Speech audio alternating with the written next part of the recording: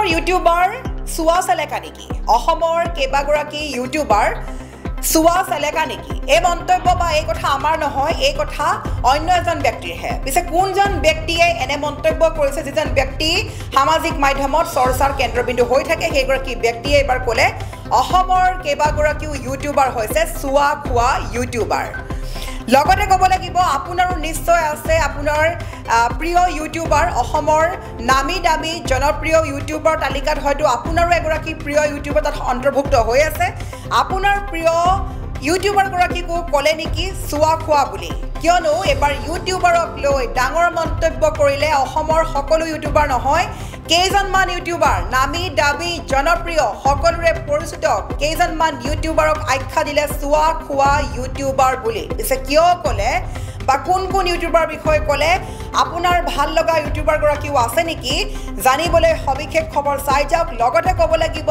অসমত যি আজি যদি মন্দিৰত পাইছে গো মাংস কাইলৈ মছজিদত পাইছে গাহৰি মাংস এনে কাণ্ড কিয় সংঘটিত কৰিছে হিমন্ত বিশ্ব শৰ্মা চৰকাৰে যে হিমন্ত বিশ্ব শৰ্মা চৰকাৰৰ দুৰ্নীতি ঢাকিবলৈ এনে বিষয় স্থানীয় লোকসকল বা সাধাৰণ লোকসকলৰ মাজত উত্থাপন কৰে বুলিও এক বিস্ফোৰক মন্তব্য কৰিলে মহিলাগৰাকীয়ে কেৱল সেয়াই নহয় অন্য কেইবাটাও বিস্ফোৰক মন্তব্য কৰি চৰ্চাৰ কেন্দ্ৰবিন্দু হৈ পৰিছে আৰু লগতে ক'ব লাগিব যে ইউটিউবাৰক লৈ অসমৰ কেইজনমান ইউটিউবাৰক লৈ কৰিলে ডাঙৰ মন্তব্য সেই ইউটিউবাৰ তালিকাত কোন কোন ইউটিউবাৰ সোমাই আছে বা অন্তৰ্ভুক্ত হৈ আছে কাক কাক আখ্যা দিছে সুৱা চেলেকা জানিবলৈ চাই যাওক আমাৰ এক বিশেষ প্ৰতিবেদন আমাৰ অসমত কেইটামান ইউটিউবাৰ আছে সুৱা চেলেকা ইউটিউবাৰ সেইকেইটা আমাৰ অসমত কেইটামান ইউটিউবাৰ আছে দে সুৱা চেলেকা ইউটিউবাৰ বুলি কৈছো সেইকেইটাক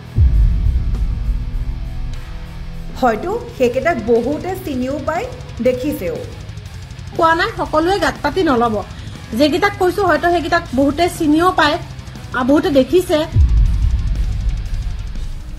এটা সময়ত মুছলমানৰ ঘৰতে খাইছিল ইফতাৰী আৰু এতিয়া মুছলমানৰ ওপৰত চলা অমানৱীয় অত্যাচাৰৰ সময়ত ইনচাল দি ভিডিঅ' বনাই ভিউজ লৈ আছে তো এটা সময়ত যাই কেনে মুছলমানৰ ঘৰত যাই কেনে ইফতাৰী খাইছে ইফতাৰী ভগাইছে আৰু যেতিয়া আজি মুছলমান মানুহখিনিৰ ওপৰত এনেকে অমানৱীয় অত্যাচাৰ কৰি আছে চৰকাৰে বা প্ৰশাসনে তেতিয়া সিহঁতে কিন্তু হাঁহি আছে ইনচাল কৰি ভিডিঅ' বনাই আছে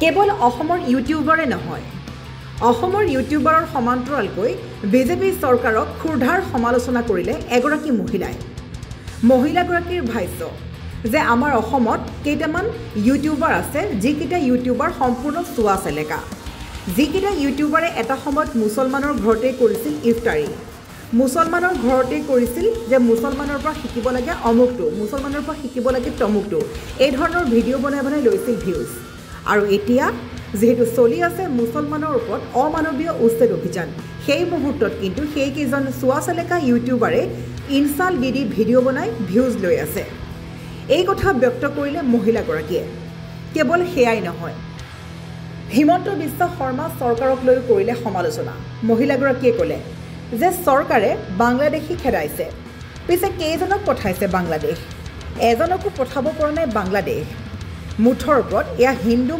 হিন্দু মুছলমান কৰি কি কৰি আছে বিজেপি চৰকাৰে লগতে মানুহগৰাকীয়ে কয় যে হিন্দু মুছলমান বাদ দি এতিয়া সকলোৱে একগোট হোৱা নহ'লে জাতি মাটি ভেটি একোৱে নাথাকিব ইয়াৰ উপৰি মহিলাগৰাকীয়ে ক'লে যে অসমৰ বাঘ অসমৰ হাতী গৈ পালে পাৰ্চনেল চিৰিয়াখানাত লাহেকৈ অসমৰ মাটিখিনিও গৈ আছে আমাৰ বুলিবলৈ একোৱে নাথাকিব অকল চলিব অনা অসমীয়াৰ দপদপনি সেই হেতুকে সকলো ইউটিউবাৰ সাধাৰণ ৰাইজক সজাগ হ'বলৈ মন্তব্য প্ৰদান কৰিলে মহিলাগৰাকীয়ে সামাজিক মাধ্যমৰ যোগেদি ইয়াৰ উপৰি হিমন্ত বিশ্ব শৰ্মা চৰকাৰক ক্ষুৰ্ধাৰ সমালোচনা কৰি মহিলাগৰাকীয়ে ক'লে যে বিজেপিৰ 10 বছৰৰ শাসনকালত অসমত বন্ধ হৈ গ'ল স্কুল কলেজ অসমত ক্ৰমান্বয়ে স্কুল বন্ধ হৈ গ'ল তাৰ বিপৰীতে বৃদ্ধি পালে মদৰ দোকান কিয়নো স্কুলৰ পৰা কোনো বেনিফিট নাপায় চৰকাৰে মদৰ দোকানৰ পৰাহে বেনিফিট পায় চৰকাৰে সেইবাবে স্কুল বন্ধ কৰি বৃদ্ধি কৰিছে মদৰ দোকান লগতে কয় হিন্দুৰ মাটি কিনিব নোৱাৰে মুছলমানৰ মাটি কিনিব নোৱাৰে হিন্দুৱে এই নিয়ম কিয় কৰিছে বিজেপি চৰকাৰে যদি হিন্দুৰ পৰা মুছলমানে কিনিব নোৱাৰে বা মুছলমানৰ পৰা হিন্দুৱে কিনিব নোৱাৰে তেন্তে বাহিৰা মানুহক মাটিবোৰ চৰকাৰে কিয় দি আছে এই ধৰণৰ বিভিন্ন প্ৰশ্ন উত্থাপন কৰিছে বিজেপি চৰকাৰলৈ এইগৰাকী মহিলাই ইয়াৰ উপৰি উদাহৰণস্বৰূপে মহিলাগৰাকীয়ে কয় যে আমাৰ যদি মুখ্যমন্ত্ৰী হিমন্ত বিশ্ব শৰ্মাই শ্বিলঙত গৈ কয় যে মই একঠা মাটি কিনিম কিন্তু কিনিব নোৱাৰে, সেই আইন কিয় আনিব নোৱাৰে অসম চৰকাৰে? অসমৰ মানুহে অসমতে হাৰাশাস্তি খাই মৰক, মুছলমানৰ ওপৰত উৎখাত চলক, আনহাতে অনা অসমীয়া আনি অসমত ভৰাওক, এয়াই কৰি আছে বিজেপি চৰকাৰে। মুঠৰ ওপৰত বিজেপি চৰকাৰৰ একাংশ ইউটিউবাৰক সামৰি এইদৰে সামাজিক মাধ্যমযোগে পোষ্ট কৰিলে এইগৰাকী মহিলাই। তাৰ পিছতেই কেইটামান ছেকেণ্ডৰ মুহূৰ্ততেই সম্পূৰ্ণৰূপে ভাইৰেল হৈ পৰিলে এই ক্লিপ। বহুজনে জনালে কমেণ্ট, বহুজনে জনালে ৰিয়েক্ট। একাংশই কৰিলে মহিলাগৰাকীৰ পক্ষত মন্তব্য, একাংশই কৰিলে মহিলাগৰাকীৰ বিৰুদ্ধে মন্তব্য। পিছে আপোনাৰ মন্তব্য কি? আপুনিও একমত নেকি মহিলাগৰাকীৰ সমালোচনাৰ সৈতে? যদিহে একমত তেন্তে একমত বুলি এতিয়াই কৰক কমেণ্ট। কমেণ্ট বক্স খোলা আছে। আমাৰ অসমত কেইটামান ইউটিউবাৰ আছে দেই, চুৱা চেলেকা ইউটিউবাৰ বুলি কৈছো সেইকেইটাক। আৰু মই কথাটো সকলোকে কোৱা নাই, সকলোৱে গাত পাতি নলব। যেকেইটাক কৈছো হয়তো সেইকেইটাক বহুতে চিনিও পায়, বহুতে দেখিছে, কাৰণ সিহঁতক দেখিছো এটা সময়ত যাই কেনে মুছলমানৰ ঘৰত যাই কেনে ইফতাৰী খাইছে, ইফতাৰী ভগাইছে, আৰু প্ৰত্যেকটো কথাতে কয় যে মুছলমানৰ পৰা আমি এইটো শিকিব লাগে, মুছলমানৰ পৰা আমি সেইটো শিকিব লাগে। আৰু যেতিয়া আজি মুছলমান মানুহখিনিৰ ওপৰত এনেকে অমানৱীয় অত্যাচাৰ কৰি আছে চৰকাৰে বা প্ৰশাসনে, তেতিয়া সিহঁতে কিন্তু হাঁহি আছে, ইনচাল্ট কৰি কৰি ভিডিঅ' বনাই আছে। তহঁতে ইমান নিৰ্লজ্জ কিয়? কেইটামান পইচাৰ কাৰণে, কেইটামান ভিউজৰ কাৰণে তহঁতে মানুহক এনেকে অপমান কিহৰ কাৰণে কৰা? হা, তহঁতৰ কি দয়া মমতা বোলা বস্তু নাই নেকি? এই ডাঙৰখিনিক বাৰু বাদেই দিলো, কিন্তু সৰু সৰু যিকেইটা বাচ্চা আছে, বাচ্চাকেইটাৰ মুখৰ পিনে চা না একবাৰ। কিয়? আৰু চৰকাৰে কৈ আছে সিহঁতে বাংলাদেশী কাৰণে সিহঁতক উচ্ছেদ কৰিছে। বাৰু যদি বাংলাদেশী হয়, কেইজনক চৰকাৰে বাংলাদেশত পঠালে? কেইজনক পঠাইছে? দেখিছো আমি কাৰোবাক যে বাংলাদেশত পঠালে, নাই পঠোৱা। চব ভাইহঁত এতিয়াও এই হিন্দু মুছলিমৰ কাজিয়া কৰা বাদ দি কিনে ন একগোট হোৱা, নহলে জাতি মাতি ভেটি একোৱে নাথাকে। আমাৰ কি থাকিব? লাহে লাহে কৰি একো নাই। কি আছে আমাৰ চিৰিয়াখানাৰ পৰা বাঘ গৈ কেনে পালে পাৰ্চনেল চিৰিয়াখানাত, আমাৰ অসমৰ হাতী যাই কেনে পালে পাৰ্চনেল চিৰিয়াখানাত। আমাৰ কি আছে? লাহেকে অসমৰ মাটিখিনিও যাই আছে। আমি কেইদিন পিছত যে গোটেইখিনি মানুহে আমি আমাৰ বুলি বোলে আমাৰ অসমত একোৱে নাথাকিব, ইয়াতে অকল অনা অসমীয়াৰ দপদপনি চলিব। হা, আজি যিসকলে দপদপাই আছে আমাৰ অসম, আমাৰ মাটি, সেইসকলে কেইবছৰ পিছত কিন্তু দপদপনি নচলে সেইসকলৰ, তেতিয়া অনা অসমীয়াৰহে দপদপনি চলিব। চব ভাইহঁত এতিয়া একগোট হোৱাৰ সময়। আমাৰ অসমত চাওক, লাহে লাহেকে আপোনালোকে নিজে ভাবক, বিজেপি চৰকাৰ যে 10 বছৰ ৰাজত্ব কৰিলে, 10 বছৰত কিমান স্কুল বন্ধ হৈ গল।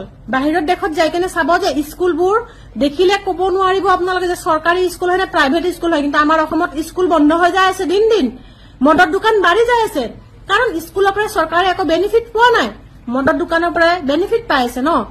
দিন দিন মদৰ দোকান বাঢ়ি যাই আছে, স্কুল বন্ধ হৈ যাই আছে। আজি আমাৰ অসমত চৰকাৰে এইটো নিয়ম কৰিছে যে আমাৰ অসমীয়া হিন্দু মানুহৰ মাটি মুছলমানে কিনিব নোৱাৰে, মুছলমানৰ মাটি হিন্দুৱে কিনিব নোৱাৰে। তেনেহলে বাহিৰা মানুহক আমাৰ অসমৰ মাটিবোৰ কিহৰ কাৰণে দি আছে চৰকাৰে? কিহৰ কাৰণে? আজি শ্বিলঙত যাই কেনে চাওক, বেছি দূৰত নহয়, শ্বিলঙত যাই কেনে চাওক, তাতে আমাৰ CM ছাৰে যদি কয় যে আধা কথা মাটি কিনিব তেখেতৰ নামত, নোৱাৰে। তেনেকুৱা আইন বনাওক ন, মানে অসমৰ মানুহ অসমতে হাৰাশাস্তি খাই মৰক, মুছলমান মানুহখিনিৰ ওপৰত উৎপাত কৰক, আৰু অনা অসমীয়া আনি কেনে অসমত ভৰাওক। সেইবোৰে চলি আছে। এতিয়াও সময় আছে, সকলোকে কৈছো দেই মই, লাগিলে ইউটিউবাৰ সমাজ হওক, লাগিলে সাধাৰণ মানুহ হওক, এতিয়াই মাত মাতক, নহলে কিন্তু আমি আৰু বেছি দিন নাই যে আমি অনা অসমীয়াৰ গোলামী কৰিব লাগিব। একবাৰ চকু মেলি চাওক সকলোৱে। চৰকাৰৰ বুদ্ধিহে এইটো, চৰকাৰে বুদ্ধি কটাইছে যে মানুহখিনিক হিন্দু মুছলিম লাগি থাকক তেওঁলোকে, আৰু আমি আমাৰ কামখিনি কৰিব পাৰিম। আৰু সঁচাকে তেওঁলোকে সেইটোত ছাকচেছ হৈ গল।